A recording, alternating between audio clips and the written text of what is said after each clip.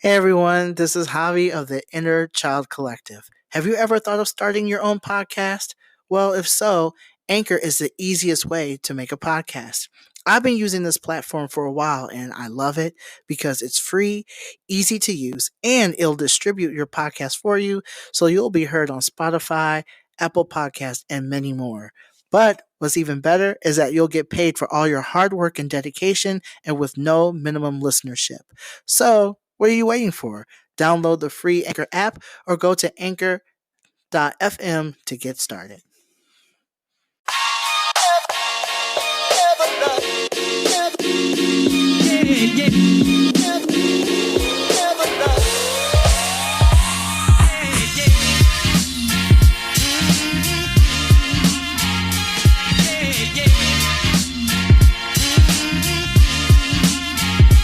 Once again.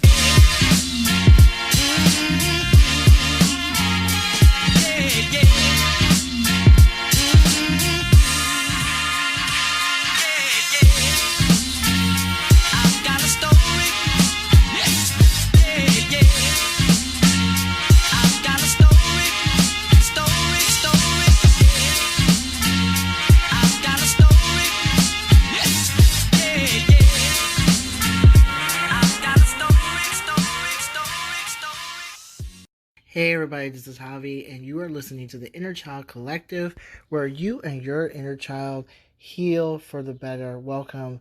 I really appreciate this. It's been a while since I've been on. It's been a while since I've been on this podcast and I have done an episode. And there's a lot of reasons around that, and I apologize, to be honest with you. Like, a lot of things that have been going on in my life, especially with COVID and the recent protests that are happening right now. There's a lot going on, but I've been up and down. I had depressive episodes. I'm no longer doing the bow tie psychic. I just feel like that was not what my spirit was looking for, but I am doing reading still. In fact, I'm doing something called an archetype card reading. So this is how this is going to happen in regards to the show. I'm still going to be doing readings, but I'll be using archetype cards and the oracle deck, the mythical shaman oracle deck, just simply because I'm more interested in archetypes when it comes to inner child work, and so that is, I just feel like that is extremely vital because archetypes the archetypes become a stereotype that we have picked up because of our childhood's trauma, and so that is what I want to get knee deep into, um, and see where that goes. But I feel like that is getting to the nitty gritty of what's happening as far as the archetype and telling a story around that. That's more important. Um, because I will still be able to get into your unconscious mind, and I do readings intuitively, so I really don't need cards. It's just that I like people to have that visual, and it also keeps me on track, so that's another thing. um but yeah, like, I'm so glad that I'm here. I'm so glad that I'm very much in effect here. um and and basically, like, we have a lot to talk about. We have a lot to talk about, and I hope that you're doing all right. I hope that you are, during these trying times, that everyone here is okay. And yeah. So I would love to hear from y'all. You know, I would love to hear from you, especially like via email. Um, and I can put the email that you could reach me at, you know, in the descriptions. But yeah, that's where our show is. We're going to be talking about um, what's happening, what's going on, and how our inner child is affected by these changes. And I'm so excited about today's episode, especially since we have not spoken to one another in such a long time. So, again, thank you so much for listening, and let's get on with the show. So, I definitely want to talk about um, activists taking care of themselves by tapping into their inner child. And the reason why I want to have this conversation is because there's a lot going on in the world right now. Since the beginning of 2020, we've had a lot, to deal with and a lot to internalize.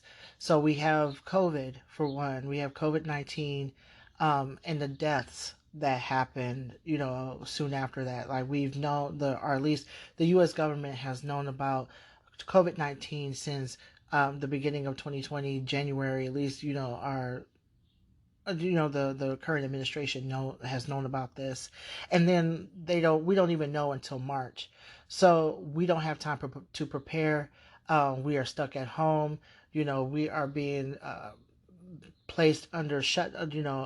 We're we're in the middle of a shutdown, and so a lot of people who are not used to being indoors for like a long period of time, we had to deal with that. I was one of the people who have done this, and then we had to deal with a lot of the deaths of family members, loved ones, people that we've had admired because they have caught the coronavirus.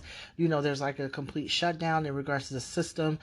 Financially, people have lost their jobs, and we had the whole thing with the stimulus, and then the straw that broke the camel's back was like the recent killings, cop shootings, that resulted in black folks dying, black folks dying and black folks dying at the hands of cops, and so that was the straw that broke the camel's back. The deaths of, George Floyd, um, Breonna Taylor, Tony McDade, um, like those folks. There was another one, another cop killing, not too long ago. A young man was killed while he was, because the cops thought he was holding a gun when in actuality he was holding a hammer and he was possibly at work. So it's just like this is like the straw that pretty much broke the camel's back.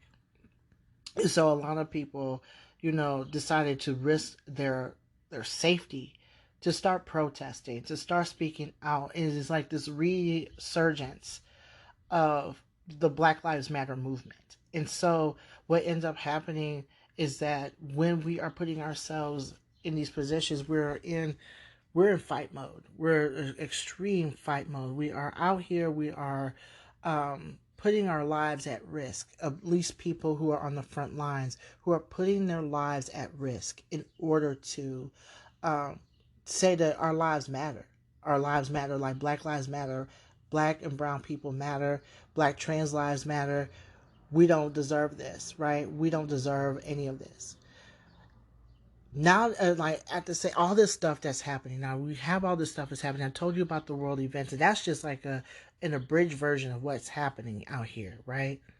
What ends up happening as well is that a lot of us, when we are in fight or flight mode, we're not exactly thinking about winding down or thinking about the aftermath of just being on high alert like that. So with all this uncertainty happening, we don't give ourselves the time to think about the fear that we are feeling, the anger that we're feeling. We're feeling all this anger, but we don't we don't necessarily examine it. We don't think about our emotional state, what it does to our body, what it does to our brain, what it does to our spirit, and basically what it does to the inner child. And the reason why I'm like bringing this up too is because when we are children, um, we have caregivers and parents that are supposed to keep us safe, correct? They're supposed to keep us safe and show us what is considered the four A's. So what ends up happening? I'm looking at my notes here. So the four A's for children are approval, attention, affection, and affirmation. Those are the four components of caretaking. Those are the four components that people who care about us, we're supposed to get those. We're supposed to get those four components from people, places, and situations that that have raised us or have interacted with us in some way, shape, or form, especially our parents and our caregivers. But when we don't receive that, we are placed in a state of fear, and also we our self-worth is attached to this. Like, why am I not getting why are they treating me this way? Why am I not getting what I need? Is there something wrong with me? Did I do something wrong? Did I do something to uh, make sure that they treated me this way, like, or treated me this way? Like, we a lot of that goes in, and like goes and it just goes into our mind, when we have those conversations. Like, that what goes into our mind. Those are the imprints that we are dealing with at this point. And then when I say go into our mind, I'm talking about on an unconscious level, on our unconscious mind, our subconscious mind. It's basically storing those messages, those external messages that we have when it comes to the self. And we absorb this. Like, as kids, we're sponges, and so when we hear messages about ourselves, we believe those messages because that's what our caregivers are giving us. We trust them, correct? So that's what's happening. That's what's going on. That's what we are dealing with mentally, emotionally, and physically. We're dealing with these messages that we are not good enough, that we are not worthy of care, that we are not worthy of love. We receive those as children. Now, as we grow up, okay, we still have those messages. And when we become activists, because let's be real, a lot of us become activists because of what we experienced as children. Um, we all have a lot of intersections, and that's another thing that I could talk about on another episode. But basically, like, intersections play a huge part in how we are treated as children, because for the most part, we will have those same intersections as an adult, and like I said, I will talk about that on another episode. But I wanted to just bring that home for a minute, because when we are adults and we become activists, we're still carrying a lot of that pain and suffering, and we use a lot of that pain and suffering that we received as children because of our intersections. We fight against those very institutions, those people that remind us of our caregivers. We have entire institutions, um, industrial complexes that resemble um, how our caregivers and how our caregivers have treated us. So here's a huge example. The U.S. government is a huge example of this, where this is an entity that is supposed to be looking out for black and brown people, for all people, but basically, like, black and brown people included. They're supposed to make sure that we have the basic, like, our basic needs are met, that we have access to food, water, shelter, clothing, fresh produce, healthcare, adequate healthcare, or access to insurance in order, adequate insurance in order for us to get adequate healthcare. But we're not getting that from our government. We're not getting that at all. If anything, they're doing anything and everything to make sure that we are not getting our basic needs met. And that makes us feel that makes us angry, but that also makes us feel unsafe. It turns on that fight or flight mode that a lot of us have gone through as children, when we are in the thick of the abuse and we are protecting ourselves from our abusers, or we're protecting ourselves from an entity that is abusing us, and I'm in some sort of industrial complex, or some sort of place that we are that have access to us, that has access to our body, our mind, and our spirit. So a lot of that trauma that's being inflicted upon us by the U.S. government is probably triggering a lot of activists that are out there, especially black and brown activists whose body, mind, and spirit, just overall well-being, is under a constant threat. Under a constant threat. And so when we are out there doing this work, when we're out here doing doing these protests and speaking out against racism, or speaking out against any sort of discrimination, we are to check in with ourselves. We are to check in with ourselves, to check in with our inner child, to see whether or not they are okay. I'm like, seriously, because this is a lot of work.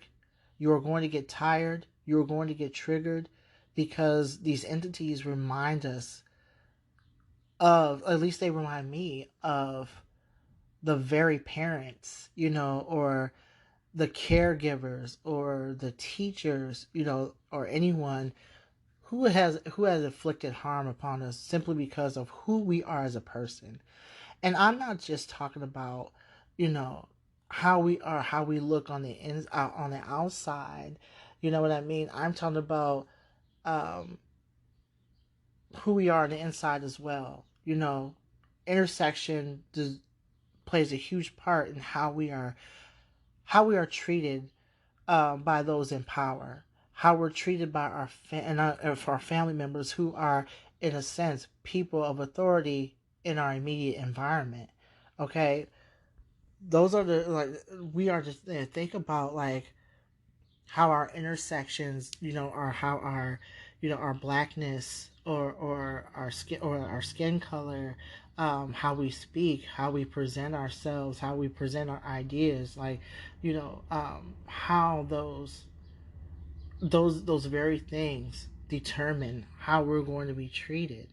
And as a result, that plays a part in how the government is treating us, how these industrial complexes are treating us.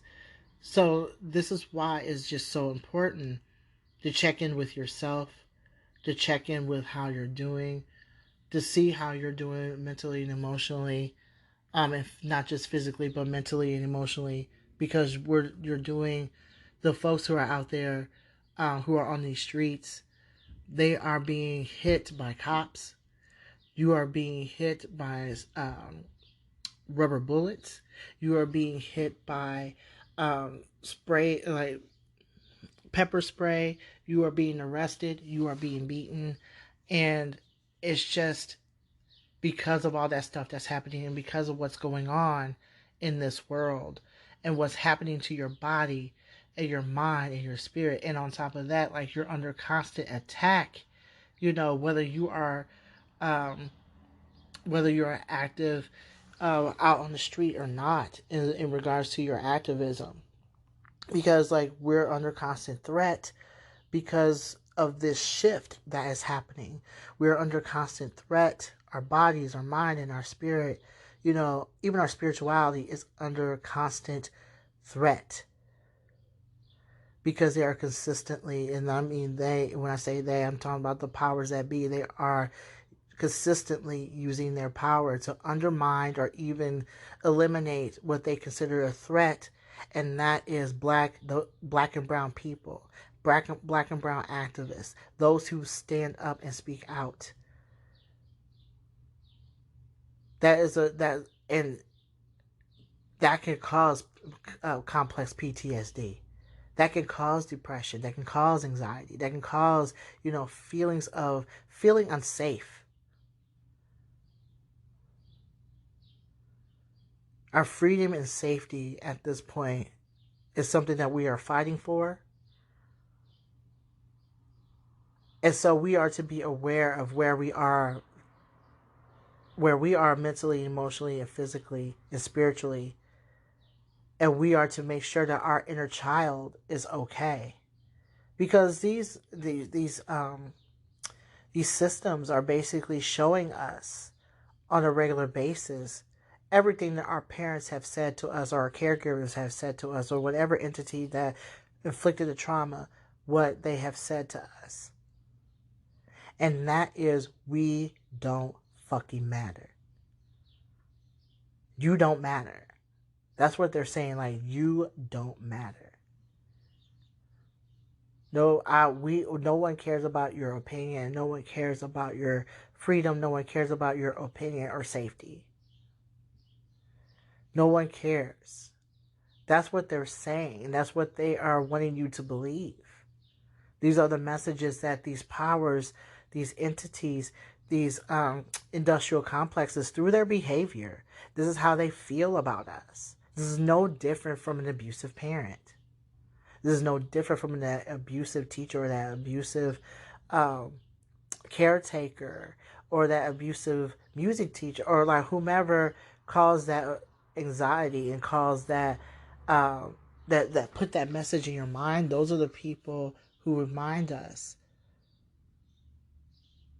of our childhood, that neglect and that abandonment piece, that hypervigilance, that emotional manipulation. That's why we are to be very, very careful with the media and how the media um, is telling our story. Check in with yourself. Are you okay? Take some deep breaths. This is my call to you. Um, this is a weekly assignment for you. Check in with your inner child. Place yourself in a meditative state to tap into that energy. Ask them, are you okay? Ask your inner child, are you okay? Explain to them what's happening in this world right now. Because there could be a possibility that you and your inner child does not understand what's happening. This is why activism and spirituality are so important. Ask them what's going on. Tell them what's happening. Share with them, like, look, talk to them the way you would talk to any child who's asking questions about trauma, about something that's huge and catastrophic that's happening in the world. Because just like you pay attention, your inner child pays attention. Tell them what's happening and tell them what's going on. Even if you have to write down a letter or write down something and tell them, like, look, this is what's happening and I'm going to protect you and you're going to be okay. This is a way for you to reparent yourself. That's another episode that we're going to have. That's something else that we're going to talk about. Reparenting yourself requires you to tap into that energy and tell your inner child that they're going to be okay and explain to them what's happening. Because that's another thing. Our parents didn't tell us what's going on. They probably did not communicate with you what was happening when there was something catastrophic happening in this world.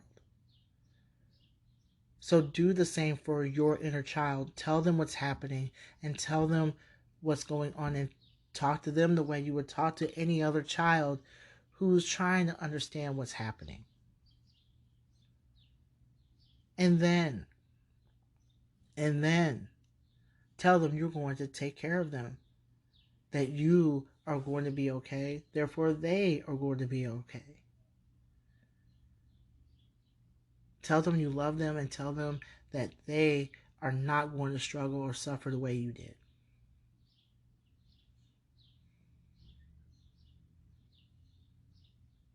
These are the type of conversations that we are going to have with ourselves. Because too many activists are burning out. Too many activists are going out here not doing their own work, but they're fighting systems that resemble everything they went through as a child. I have a story for y'all. I have a story. So, and I'll end with this. What I used to be I used to be an activist. I'm still an activist, but I used to be more active back then than I was now. And I used to be a member of an organization called the International Socialist Organization, or the ISO. Now, back in the day, this was back in like 2011. Um, we were actually campaigning for a man who was being placed on death row. He was innocent and he was on death row. In fact, he was going to be executed in the state of Georgia. And so a lot of us are just campaigning campaigning to save this man's life, campaigning to make sure that he lives another day because he knows for a fact that he didn't do anything, but the state of Georgia is not trying to have it. They're doing everything and anything to kill this man. So I'm watching all of this. And I was talking to a former comrade of mine because like and I just distinctly remember just feeling very like scared for this man and very triggered by this man, by his story rather. And I remember telling this comrade, this reminds me of my childhood. This reminds me of my child. This is my childhood all over again. That being punished for no reason, simply because of who you are and what you said and what you and no and nothing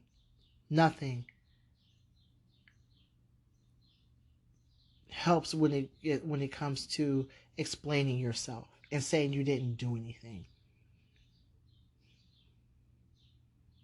Unfortunately, he ended up being killed by the state of Georgia.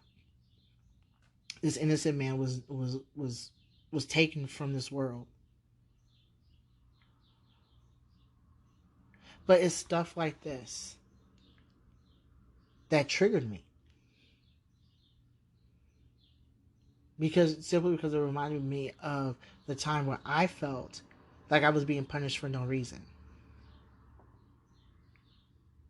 So this is the stuff that we are to shield ourselves from in regards to like the as far as being triggered by it, because it's going to, when you don't pay attention to your inner child, it's going to affect your work. I've seen it so many times as an activist, as a street activist who was once very active in their leftist community. I've seen it so many times where we mean well, but somebody snaps or somebody overreacts, somebody snaps on a comrade, somebody, you know, um, I've just seen comrades just completely lose their shit and like cross boundaries and undermine people, throw people under the bus out of fear because they were possibly triggered. I've had a friend lose her life because she didn't feel uplifted. So I'm saying all this because I feel if we don't take care of ourselves on an individual level, if we don't check in with our inner child, we're unable to heal from the generational trauma that and the historical trauma that has been inflicted upon us.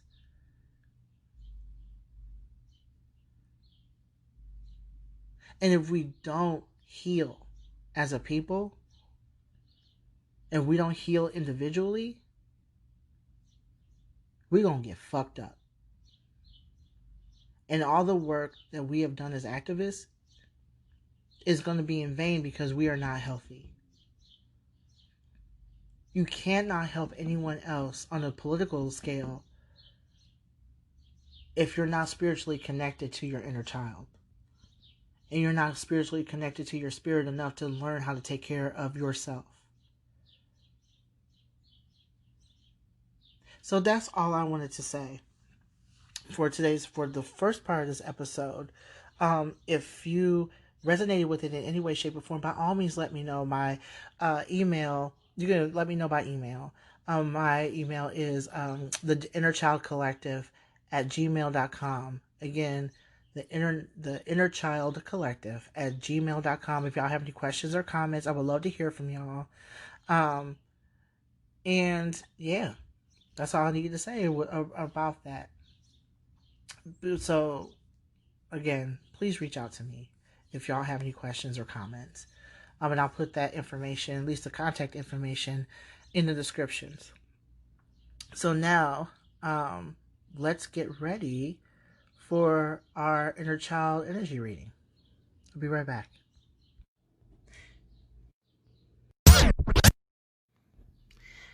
Hey everybody, so here is the message portion of the episode. So what I like to do is pull cards for the collective, to give a message in regards to the inner child.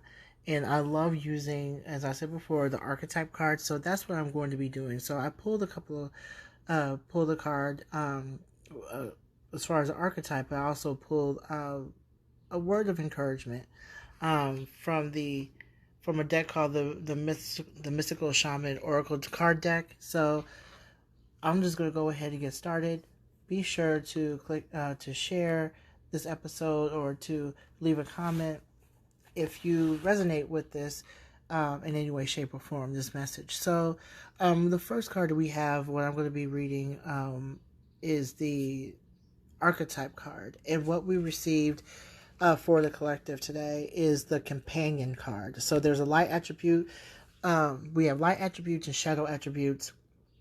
And so the light attribute says loyalty, tenacity, and unselfishness. And the shadow is betrayal by misusing confidences, loss of personal identity. So basically what I'm getting from this card here is that as children, the archetype that we used is a companion. We were always looking for that companionship. We were looking for that meaning of companionship. We loved having friends, and we loved having that camaraderie with people, and also have folks understand where we were coming from, because a lot of us come from families who don't understand us, who don't understand our quirks, who don't understand where we are, who we are as a person. And so a lot of us were looking for that companion as children. A lot of us wanted that companionship. A lot of us wanted to be a part of something greater than ourselves. And that's what I'm getting with a lot of activists. A lot of us had a tendency to get involved in politics and get involved in activism, not just politics, but activism, because we wanted to be a part of something that was much greater than ourselves, and also to use our story and to use that, to use a lot of our own trauma to basically tell our story through activism. A lot of us are going through that right now, where and we're not aware of this. We're not aware of it. But a lot of us have struggled as children to find companionship, to find a group of people or a group of friends to support us and to support our ideals, and to support our not just our ideals, but to support our likes, our dislikes, our interests, our voice, to see us for who we are. A lot of us were also empathic. I'm getting that a lot of us as children were empathic. A lot of us were, a lot of us were very compassionate children, and wanted to do something whenever we saw someone hurt. I'm getting a lot of flashes around people witnessing people getting hurt, and so that not only scared you, but that propelled you to become an activist. So those who are resonating with this message became activists because of what they've witnessed and what they've seen. A lot of you were children. Ooh, I'm getting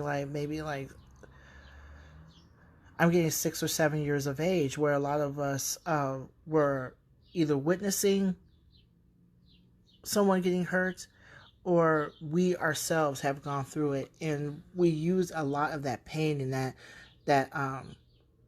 we use a lot of our experiences with pain and a lot of experiences with suffering in order for us to become the activists that we are. A lot of us may be trauma informed. A lot of us may be learning or possibly going to school to be maybe going to college or something of that nature, possibly going to social work or some sort of helping profession. This is what I'm getting as an adult. A lot of us have done that. And so as a result of a lot of our pain and hurt as children, we want to use our stories. As adults, we want to use our story to help other people. I'm just getting like a lot of us were loners too. A lot of us were loners. A lot of us didn't have a lot of friends growing up. And so we were also, as adults, hoping to find some companionship as adults. So that's what I'm getting as far as the light attributes. At the same time, though, we ended up, while we're trying to fit in as children, a lot of our shadow work, or I'm getting that it stems around self acceptance, identity, self worth, because as children, what I'm getting as children is that a lot of us, especially during our teenage years, a lot of us got caught up in like 12 to 13 years old. That's when we started to get caught up, in a lot of identity, and we got caught up in an identity crisis. Who am I? What am I doing? Am I going to be liked? So on and so forth. And what I'm getting is that that's a shadow attribute for a lot of us who are resonating with this message here. That in order for us to find companionship, we ourselves had to become someone we weren't. We had to be some sort of chameleon. And so, unfortunately, that does not stop once we reach adulthood. In fact, what I'm getting is that, yes, we're doing a lot of work and doing a lot of activist work, but what I'm also getting to is that as far as the shadows, our shadow adult self, I'm just getting that a lot of a fear of abandonment, and that sense, that lack of acknowledgement that you received as a child. You carry this into adulthood just simply because you want to fit in somewhere. And again, a lot of us wanted to be a part of something much greater than ourselves. So we ended up like changing a lot of ourselves, or changing a lot of our politics, changing a lot of our identity, changing our outward appearance, just so we can be part of something, and not be criticized for it, and not be criticized. Our personhood not being criticized, our opinions not being criticized. It's possibly one of the reasons why a lot of activists still struggle, even though they're part of something greater, something greater, something bigger, than than all of us. There's still some. What I'm getting is that there are a lot of activists that are getting caught up, because they're getting caught up with the excitement, and they're losing themselves. They're losing their sense of identity as a result of getting caught up, because they want to be part of something greater, and a lot of their self-worth stems from being powerful, being part of something greater, being part of something bigger. And this is one of the reasons why a lot of activists, unfortunately, they have, no offense to anyone, but what I'm getting is that a lot of activists are struggling to have thoughts of their own, a mind of their own, because they're getting caught up in this stuff. And that's one of the reasons why there's a lot of conflict in the leftist community, because of that, right? A lot of you are giving up your power. A lot of you are giving up your power as adults, because as a child, your inner child is not. They're not having their needs met. They weren't heard as a child. And so a lot of you are just doing a lot of tactics, engaging in a lot of activities, and engaging in a lot of tactics that the group overall either didn't. I'm just getting that a lot of you are not being true to the group, and a lot of you are not being true to yourself, and it's showing up in your behavior. And so that's why you're being told to check in. Not just because of no offense, like I'm getting this with white activists, be honest with you. It's often a lot of white activists that I'm getting this from, where y'all want, like, even though you mean well, y'all want to be something, y'all want to be a part of something greater than yourself. And so I'm just getting like the Black Lives Matter movement. Y'all want to be helpful. Y'all want to be all those things. And there's a lot of you who are doing your work. There's a lot of you who are very much passionate, and and humble enough to ask questions. You're asking to do the research, but you're being mindful of your behavior. Um, so you're listening to Black and brown people, and you're listening to people who are affected the most. And so that's where a lot of that, you know, so a lot of you are doing that. So I'm not necessarily like, this isn't for y'all, because you are doing the work necessary. If anything, you are to rest, and you are to keep listening and doing what you want to do, in regard, or doing what you are, um, doing what you're doing now to be of service to Black and brown people, if that makes sense. But what I'm getting is that this message in particular is for activists who are struggling with their identity and struggling with their purpose because um, of their need, their desire, and their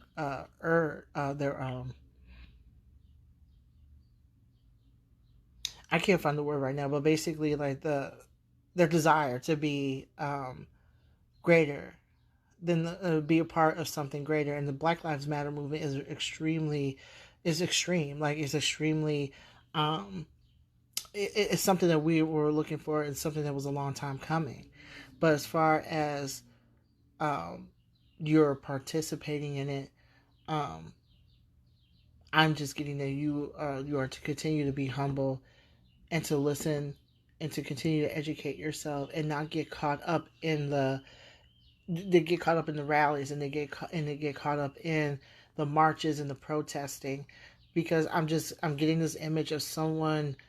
Um, it's a white male wearing a black cloth over his face, and he's very like he's very cut off. He has brown hair, like dark brown hair, skinny, like pretty much like almost like the typical like um I'm getting like anarchist, and that person is that's the person who is that I'm talking about, the archetype that I'm talking about as far as the companion, someone who means well, but they're very like angry and just doing things without any nuance whatsoever.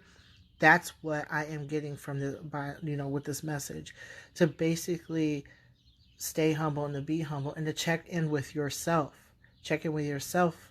and make sure that your intentions behind getting involved are pure, and have nothing to do with this need to be seen and heard.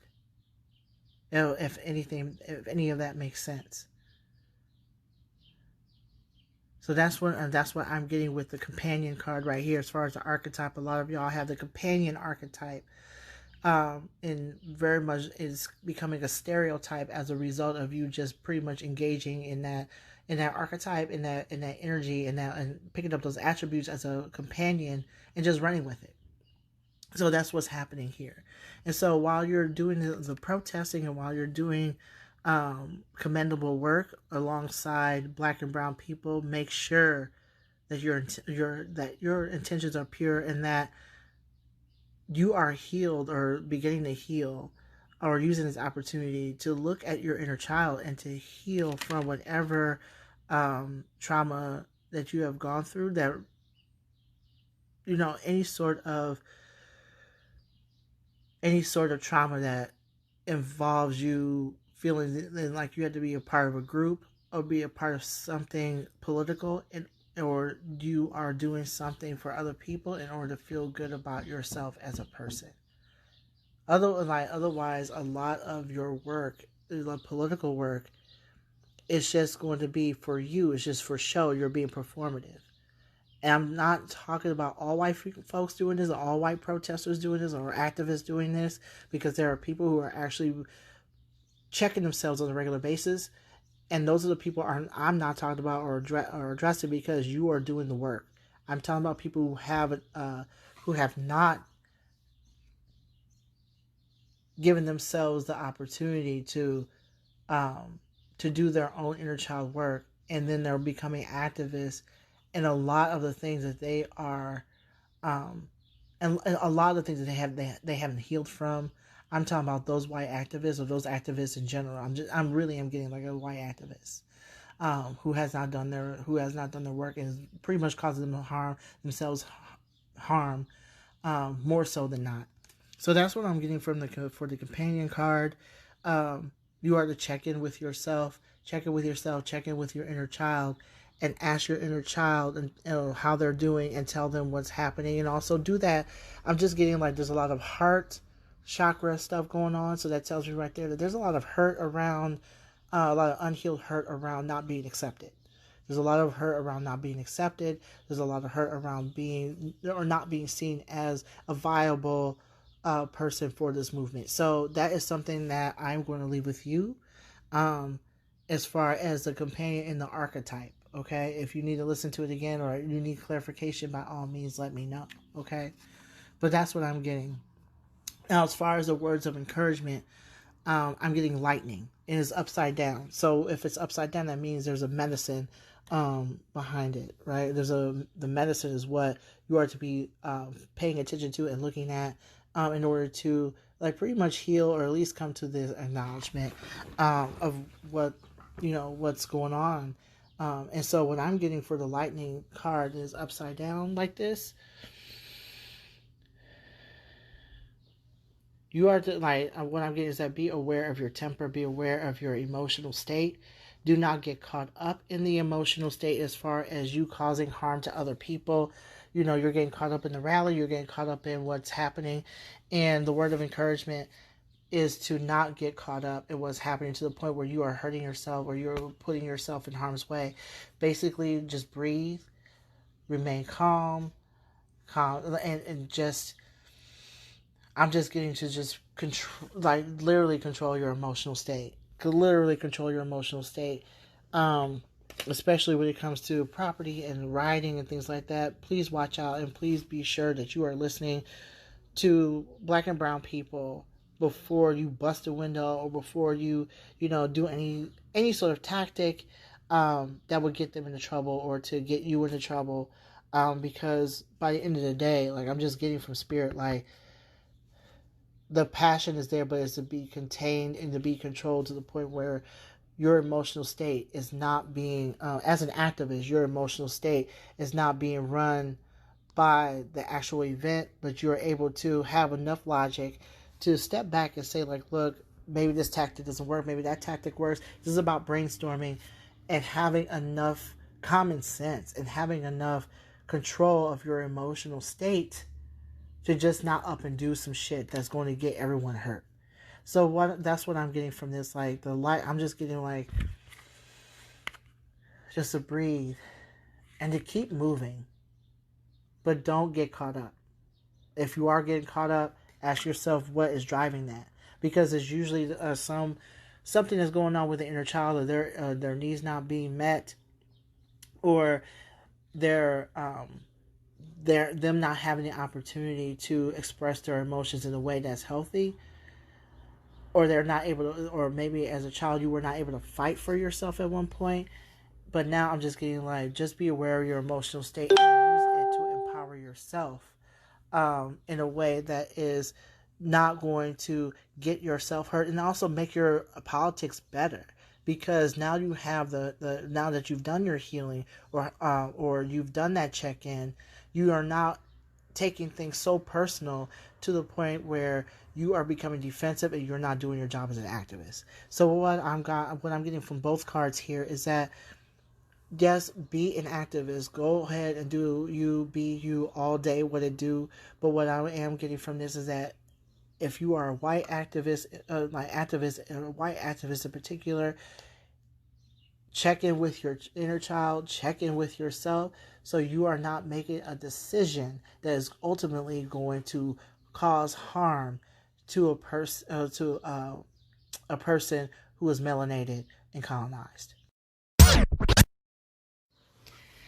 And that is all I have as far as the messages. In fact, that's the end of this episode. Thank you so very much for listening. I really appreciate it, especially since it's been a long time since we've actually talked to one another. If you resonated with the message or anything pertains to this episode, by all means, share, download. You can hit me up via email Um, and you can follow me on Instagram, the Inner Child Collective. You can also follow me on Facebook and Twitter. Um, and as far as that, that's the only for now anyway. That's the only way you'll be able to follow me. Um, and also, if just let me know, like DM me if you would like to have like a inner child reading or inner child archetype reading, um, and we could definitely schedule an appointment. So we can definitely start doing that work. So I think that's it. Thank you so much for listening. Thank you so much for being patient with me. I really appreciate it, and this is it. Like this is pretty much it. Um, so until next time, peace. Once again.